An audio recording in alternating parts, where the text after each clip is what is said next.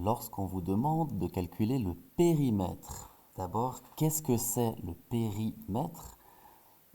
Péri, c'est pour dire le tour, la périphérie, etc. Et mètre, c'est pour une longueur, une distance. Donc le périmètre, c'est la mesure du tour d'une figure. J'ai mis ici quelques exemples différents pour calculer le tour ou le pourtour de quelques figures différentes. Donc, la première formule qui fonctionne pour tout, j'ai mis ici par exemple un triangle, n'importe quel quadrilatère, donc des figures à 4 côtés. Pour les polygones qui auraient plusieurs côtés, dans l'exemple ici, il y en a 1, 2, 3, 4, 5. La formule de base, c'est simplement de calculer tous les côtés. Par exemple, ici, il y a 3 côtés. On fait le premier côté, plus le deuxième, plus le troisième. Et ça nous donnera le périmètre. Par exemple, ici, pour mesurer le périmètre, il n'y a pas 1000 solutions. On prend la règle, on a ici 4 cm. Pensez à bien noter l'unité de mesure également. 4 cm entre A et B, 3 cm entre A et C, et 5 cm entre B et C. Pour celui-ci, donc, on fait AB, 4, plus BC, 5, plus AC, ça fait 3. 4 plus 5, 9, plus 3, 12. On arrive à 12 cm. À pas confondre avec l'air, ici on est dans le périmètre. Pour l'air, ce sera des centimètres carrés. Pour le périmètre, on garde des centimètres tout court. Pour une autre figure, idem. Je ne vais pas le faire en détail, mais c'est le même principe. On calcule la distance entre AB et on additionne avec BC plus CD plus DE plus EA. On fait la somme et ça nous donne le périmètre de cette figure A, B, C, D, E.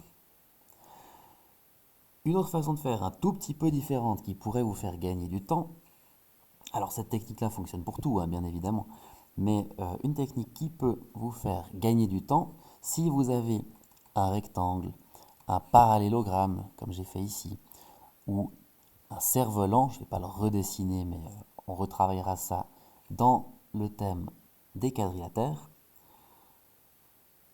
soit donc, comme je le disais, la formule de base qui fonctionne très bien, ou alors le côté AB vaut la même chose que le côté CD. Si on mesure pour vérifier, on a 3 cm, 3 cm. On peut les noter, 3 cm, 3 cm. Le côté BC mesure la même distance que le côté AD. Ici, on est à 5 cm des deux côtés. 5 cm. 5 cm. Donc, soit on note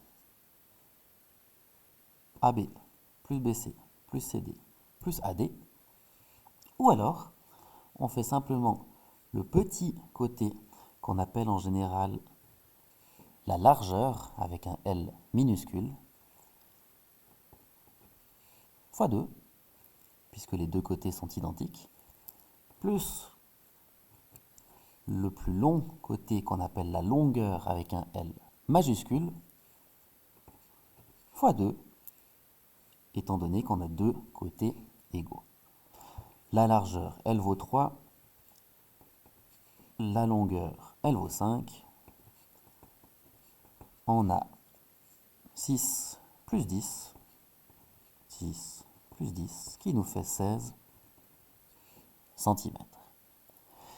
Et puis la dernière formule qui fonctionne pour le carré, pour le losange, qui ont une particularité qu'on retravaillera aussi dans le thème des quadrilatères, c'est que leurs quatre côtés sont égaux. Si on vérifie, ici par exemple on a AB qui vaut 6 cm, ici DC 6 cm, 6 cm, 6 cm.